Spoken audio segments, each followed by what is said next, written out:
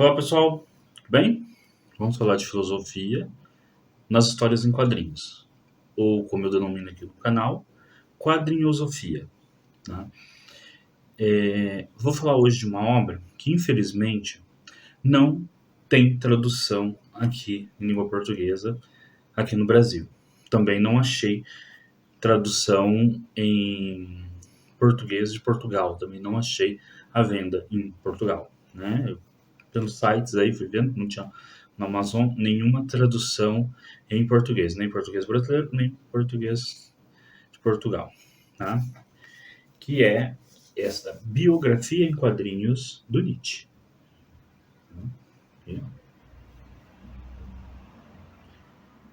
Essa biografia em quadrinhos do Nietzsche, tá? Ela é escrita por um filósofo, tá? Aqui, ó, vou abrir aqui as perguntas. Então, ela é escrita pelo Michel Onfray. O Michel Onfray, eu não sei se vocês conhecem, tá? Acho que muita gente aqui no Brasil já conhece a obra do Michel Onfray. Talvez por duas obras dele que são bastante referenciadas aqui no Brasil. Uma é a Contra-História da Filosofia, né? Que é onde Michel Onfray ele apresenta vários pensadores, desde a antiguidade até a modernidade, que por diversos motivos ficaram fora, tá, da história oficial, digamos assim, da filosofia, ou que tem um destaque muito pequeno e ele, na história da filosofia dele, ele dá um destaque maior a esses pensadores.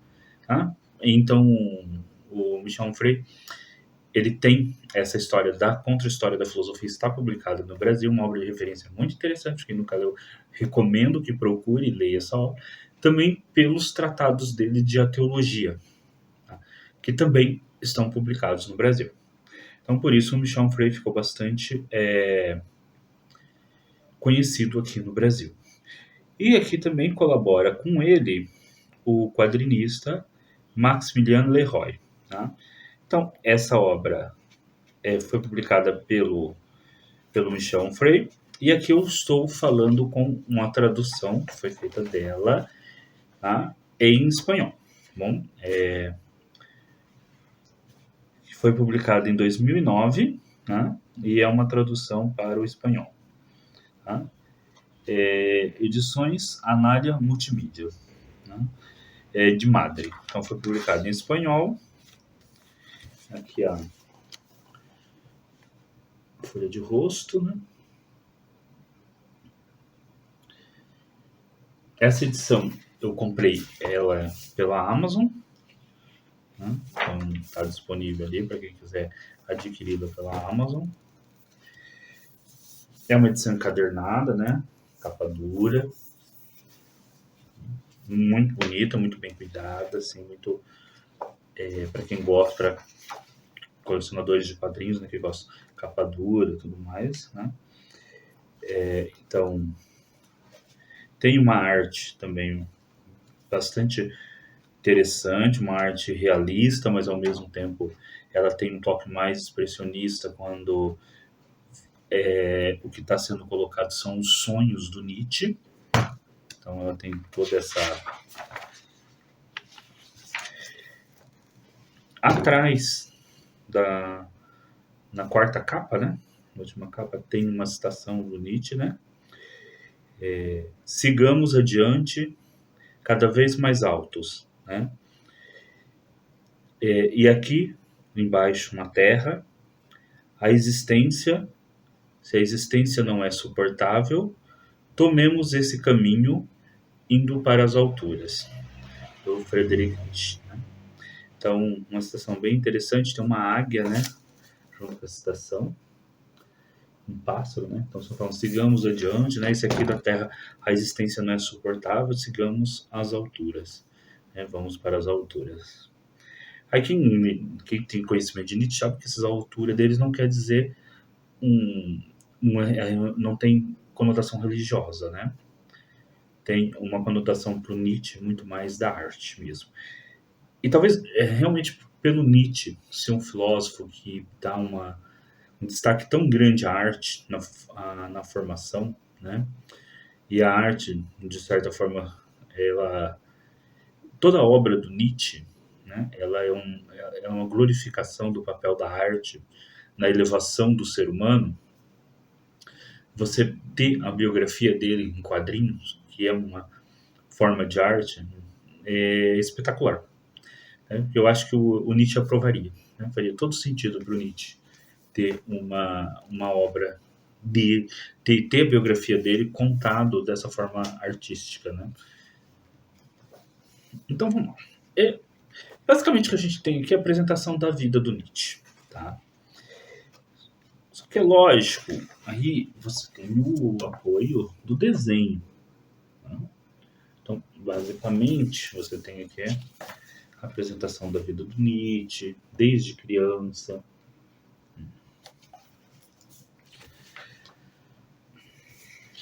do pai do Nietzsche, tá?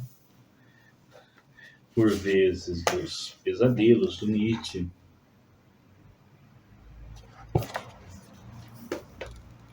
da relação dele com a mãe, com as irmãs, né? Passa toda aquela relação dele como criança, a relação dele com a música é muito importante em toda a obra, tá? Ela vai tocar sempre nessa relação do Nietzsche com a música. A gente sabe que o Nietzsche tem uma relação muito grande com a música, né? Como talvez a obra de arte, tipo de arte mais elevada para o Nietzsche é a música, né? Toda aquela questão dele com Richard Wagner, então toda em determinado momento aqui na biografia conta justamente quando a mãe dele fala para ele, né, a questão dele ser pastor, mas ele diz que ele quer ser compositor. Aí a mãe fala assim para ele: mas composição não é uma profissão. Você pode ser um pastor e compor na igreja. Né? Porque ela via, tanto pela tradição, né, da família do Nietzsche, era uma família de pastores, quanto pelo fato de ser uma profissão, digamos assim, que era garantido, né, um salário, coisa que um compositor não é. Então, não era garantido certo. E é o Onfray vai apresentar bem essa questão do Nietzsche, já desde criança, com os valores do que ele chama dos valores clássicos, né? Principalmente dos romanos. Então vai apresentar bem essa questão dos valores dos romanos. Inclusive tem um momento que o Nietzsche vai duelar com um dos amigos dele.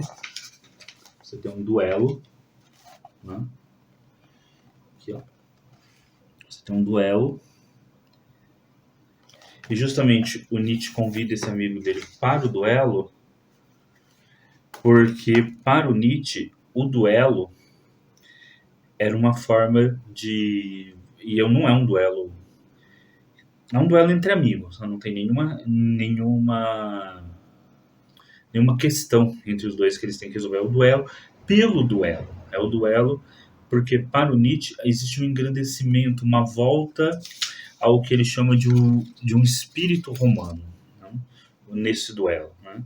Do espírito daquilo que seria o ideal de homem nietzschiano, né? E o duelo estaria dentro deste ideal de homem nietzschiano. Apresenta as questões do Nietzsche envolvido, né, com a questão das mulheres, com a questão da vida noturna dele, que a gente sabe que depois isso vai gerar o problema futuro dele, inclusive com relação à sífilis, né, e ao desenvolvimento da doença, que vai levar ele aos últimos 10 anos da vida dele, né, a ficar com estado de saúde grave, internado, vai levar ele à loucura, né, em decorrência desta doença, que na época do Nietzsche não tinha tratamento, né? E o quadrinho vai enfocar também bastante a questão da própria escrita dos livros. Então, em vários momentos vai passar o Nietzsche escrevendo diversos livros dele, acompanhando a vida dele como professor, né? A questão dele estar ali numa cadeira que é a cadeira de filologia, mas os escritos dele serem muito mais da ordem filosóficos do que da ordem da filologia, e ao mesmo tempo, né, a dificuldade dele de conseguir ter um grande número de alunos, porque as disciplinas eram optativas, então os alunos podiam escolher em qual turma está, e ele não conseguia ter uma quantidade grande de alunos nas suas turmas. E vai focar também muita questão da saúde do Nietzsche, né? Porque a gente sabe que o Nietzsche teve uma vida também que foi uma luta contra um estado de saúde em permanente degradação. Tanto é que aqui em vários momentos passa o relato, né, a vinda do Nietzsche para o sul da Europa, principalmente porque naquela época uma das coisas que os médicos aceitavam era você ir para um clima mais ameno, mais quente, para melhorar a saúde, né? Então passa vários momentos o Nietzsche fazendo isso. E há um momento que o Nietzsche tem uma discussão bastante interessante. Ele vai visitar uma casa, né, com a irmã dele, a Elizabeth, e o Nietzsche ele se coloca ele quer alugar uma casa para formar uma comunidade filosófica, e ele faz uma crítica à universidade aqui, né? E ele se espelha nos filósofos antigos. Ele quer formar uma academia filosófica mais livre. Ele fala da academia de Platão, mas depois ele já recorre a Epicuro, né, e a escola do jardim, porque porque ali sim os filósofos viviam numa comunidade, né, na casa do Epicuro. Eles viviam numa comunidade, e nessa comunidade havia livre discussão e depois a apresentação das teses filosóficas resolvendo determinados problemas filosóficos. E é isso que o Nietzsche quer. O Nietzsche vê a universidade, a filosofia na universidade, como incapaz de fazer esse processo, porque ela se torna alguma coisa escolar, e não um debate livre e filosófico entre homens livres, tá? Mas ela se torna simplesmente uma coisa escolar, que é um problema que a filosofia permanece até hoje, né?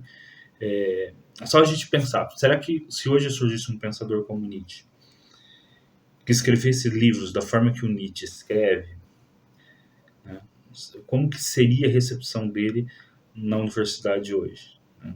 Como que seria? Será que ele seria visto como um grande revolucionário pensador, uma vez que ele não escreve dentro dos estames da universidade? Aqui no Brasil a gente teve um caso com talvez o nosso mais famoso pensador, que foi o Paulo Freire, que quando voltou para o Brasil do exílio, ele teve dificuldades para se para para para conseguir um posto em universidades, porque ele não obedecia aquelas questões, né, de publicações no formato que as universidades tomam. Inclusive tem uma carta, né, do Rubem Alves, que é outro grande filósofo brasileiro, filósofo da educação, em qual ele se é pedido para avaliar o Paulo Freire. Ele assim, eu não lembro o texto exato da carta, futuramente posso até aqui no canal fazer uma leitura da carta, que eu pretendo trabalhar com Paulo Freire aqui no canal futuramente, mas ele quer dizer assim, eu estou avaliando alguém que está muito além, né, dele mesmo. Então, está muito além dele mesmo. Como eu avalio alguém que está tão, né, que o Paulo Freire já era considerado um grande filósofo da educação quando o Rubem Alves teve que escrever essa carta. Então, Nietzsche faz essa crítica, tá bom? E ele faz referência à escola do jardim. Gente, eu vou deixar aí na descrição um link para um texto que eu escrevi sobre a escola do jardim e sobre quadrinhos, né, que eu escrevi. O texto era justamente uma análise da escola do jardim, né? Como que aquela escola que é apresentada nos filmes e nos quadrinhos dos X-Men. Aí eu fiz uma comparação com a escola que é apresentada lá com a escola do Jardim do Puro. Como eu estou falando aqui de escola, eu vou deixar aí na descrição para vocês, né, lerem esse texto. Esse texto foi publicado como capítulo de livro. Vou deixar aí na descrição. Bom, então aqui ó, tá o Nietzsche passeando com a irmã dele, justamente fazendo essa caminhada. E aí eles prosseguem, e o Nietzsche depois continua a conversa com amigos, né, sobre essa questão dessa escola. E aqui o Nietzsche ele vai dar ênfase a uma coisa que é a filosofia como modo de vida. Que é aquilo que o Pierre Hadot ele traz também para a discussão da filosofia como maneira de viver, e justamente a partir dos antigos. Por quê? Para os antigos, a filosofia não era apenas um exercício teórico, não é apenas um exercício de acadêmico, de você escrever textos de filosofia. Eram filósofos também aqueles que viviam uma vida filosófica, mesmo que propriamente não escrevessem teses, dissertações, artigos científicos, mas que vivessem numa comunidade filosófica, uma vida filosófica, também eram filósofos. E o Nietzsche justamente quer resgatar isso, né? Essa ideia do filósofo e da filosofia, não apenas como um exercício teórico, mas como um modo de viver. Isso é colocado aqui, tá, no texto, e é bastante interessante, né, como o Michel Onfray trabalha essas questões. E aí, mais uma vez, e olha, assim, as questões envolvendo os sonhos e a doença do Nietzsche, né?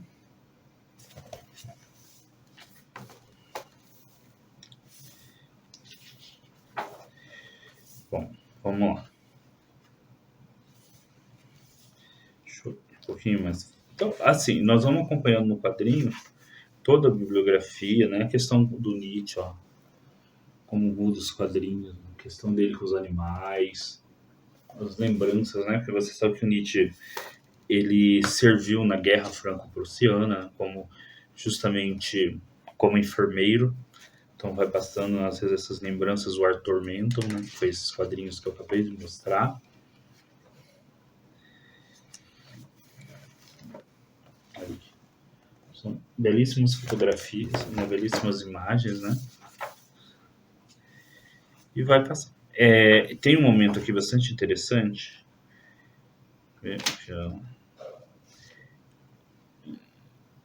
Que ele vai falando, por exemplo, dos princípios dele. Tem um momento que ele vai falar justamente numa discussão sobre o princípio cosmológico e ético do eterno retorno, justamente numa discussão que acontece dentro de uma igreja.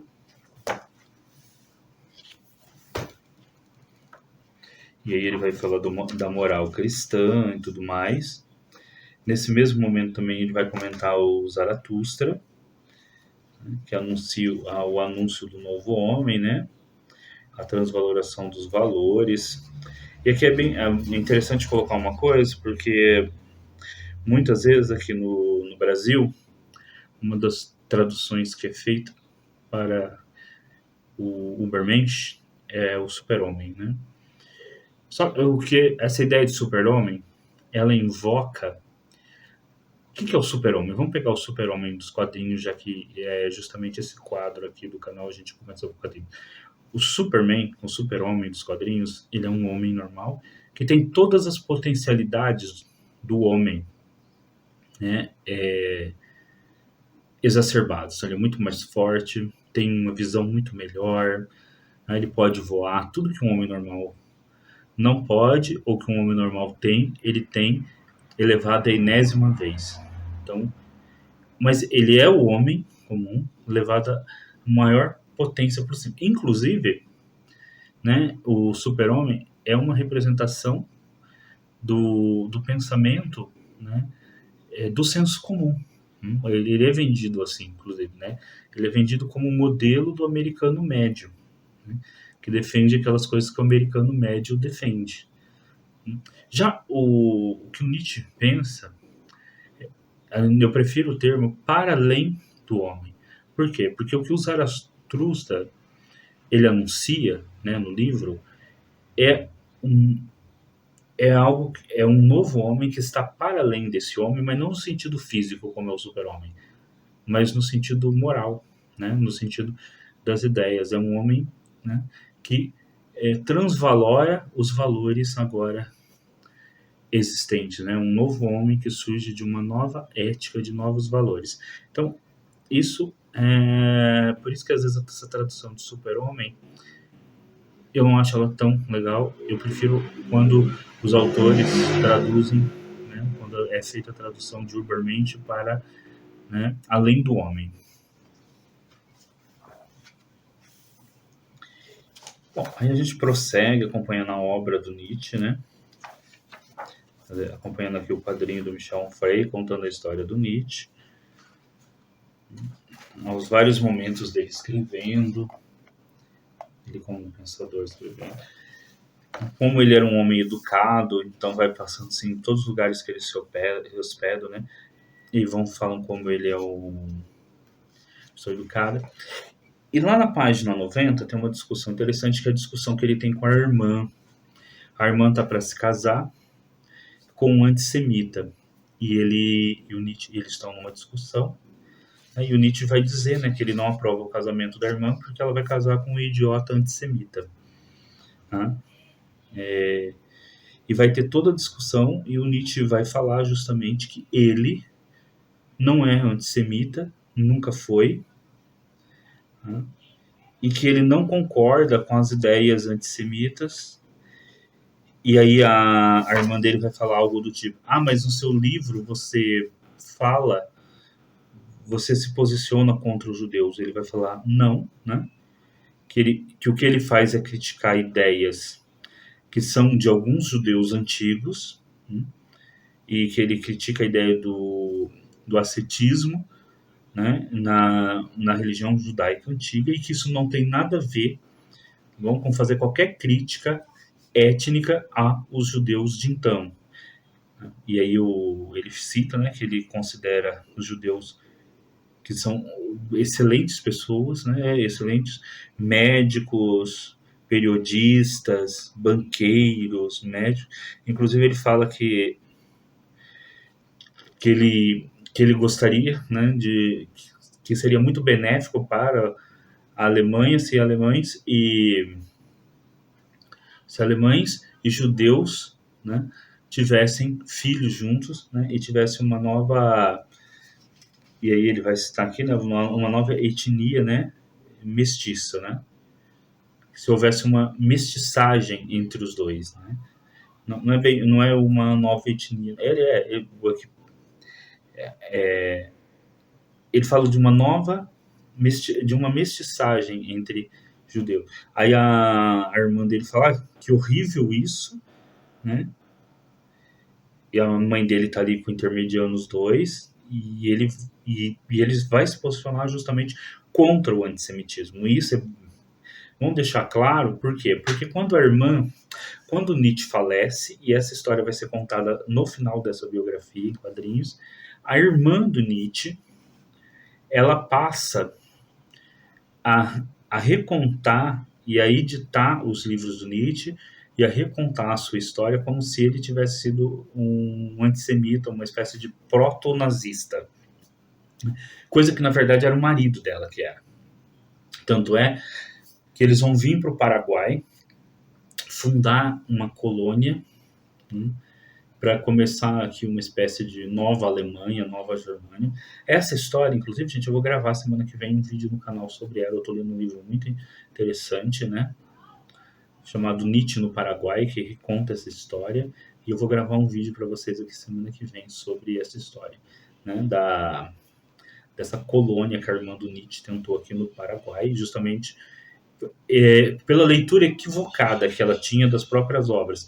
E em determinado momento aqui na biografia, o Michel Onfray vai colocar isso na boca do Nietzsche, e Nietzsche vai dizer para ela que ela não tinha conhecimento nem estatura intelectual para ler as obras deles, e por isso ela só conseguia fazer uma leitura deturpada, que ela não entendia, que ele ainda estava criticando ideias, né, principalmente a ideia de ascetismo, e que criticar ideias não significava em nenhum momento você fazer qualquer tipo de ter qualquer tipo de preconceito, né, étnico e contra os judeus, né? Então ele está falando que ele criticava ideias de judeus antigos, né? Assim como ele poderia fazer uma crítica contra filósofos gregos antigos, e que isso não significava nenhum tipo de antissemitismo por parte dele, né? E, mais uma vez, ele retoma a ideia do que ele valorizava muito e muito a criatividade e o gênio dos judeus, e que ele até almejava, né, em uma mestiçagem entre os judeus e os alemães, e que ele via que daí surgiria um bom resultado, que isso iria fortalecer a Alemanha. Então ele se posiciona completamente contra o antissemitismo, tá? Então a leitura, uma leitura que Armando Nietzsche vai fazer dele como uma espécie de proto-nazista, é uma leitura completamente enganosa. E o Nietzsche fala por que ela faz essa leitura. Porque ela é incapaz de entender as obras dele. Bom? Depois, mais para frente, ele vai enfrentar a questão das baixas vendas dos seus livros. E isso aqui é muito interessante, né? Porque ele tinha que publicar, ele publicava 40 livros, vendia 30, não vendia 7, os outros 33 ele dava para os amigos, até que o editor dele decide né, que não vai publicar, ele tem que publicar sempre com o dinheiro dele mesmo, né, dos recursos da pensão que ele tinha. Então é bastante interessante. Olha aqui os desenhos.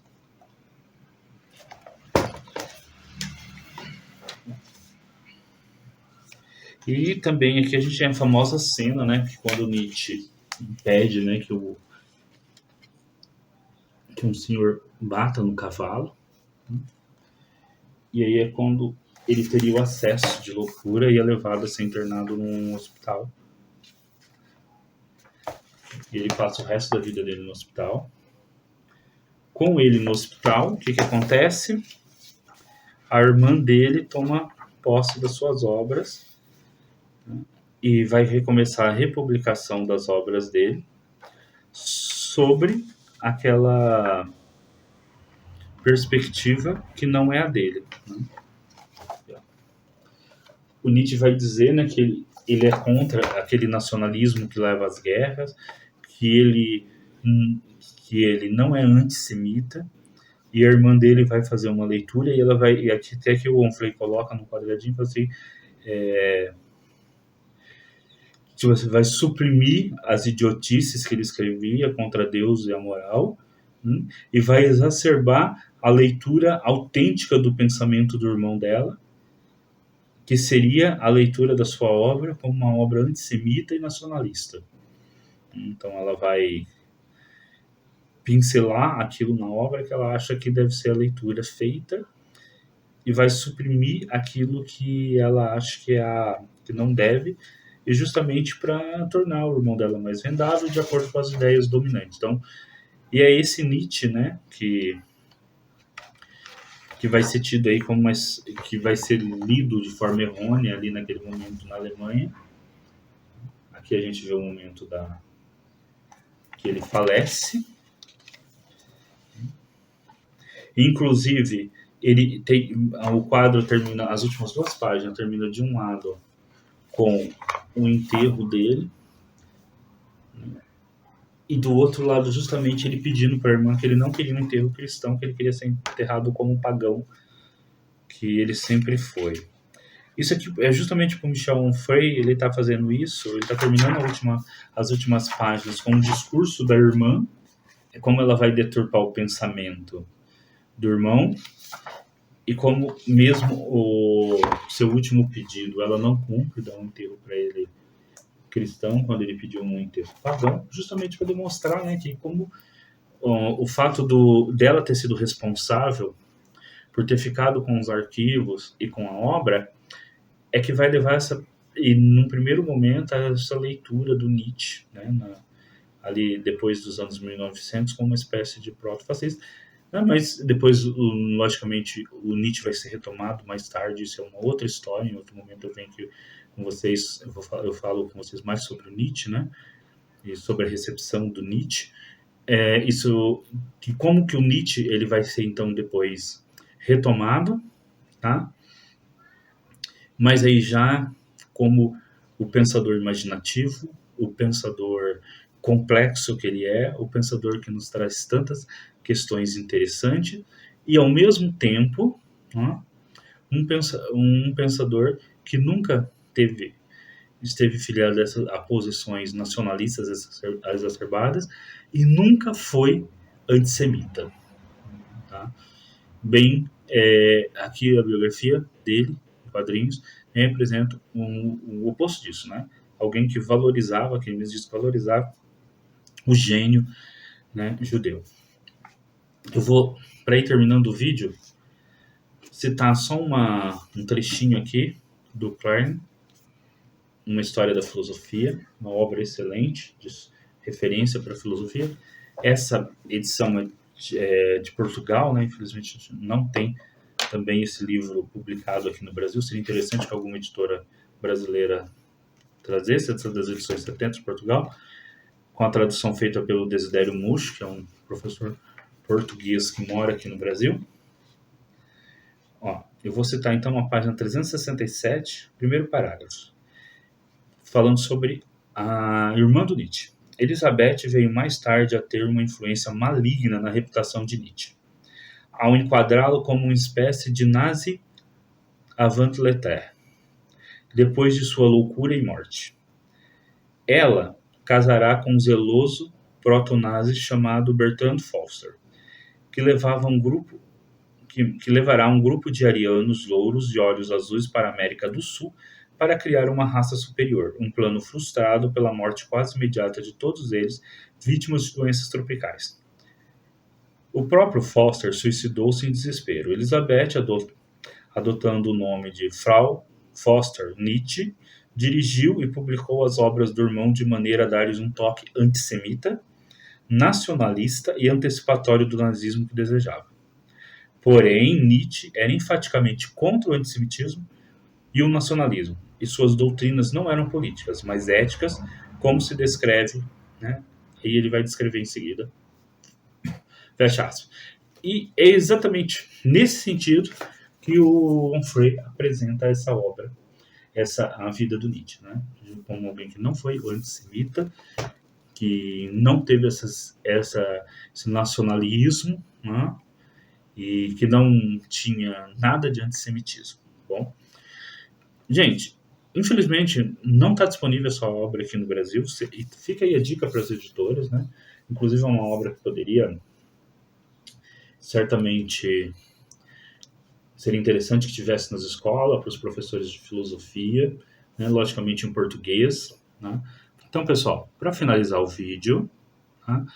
Eu vou voltar com outro vídeo na próxima semana, justamente para tratar dessa questão dessa colônia proto-nazista que a irmã e o cunhado do Nietzsche tentaram fundar aqui no Paraguai, a partir de um livro justamente que tem esse nome, Nietzsche no Paraguai. Vou voltar em outras aulas a falar sobre Nietzsche, né? Inclusive também tem aqui nos shorts do YouTube, eu estou gravando alguns pequenos vídeos, né, que são no máximo 1 minuto, com a hashtag 1 minuto de filosofia, e hoje mesmo eu gravei um sobre a questão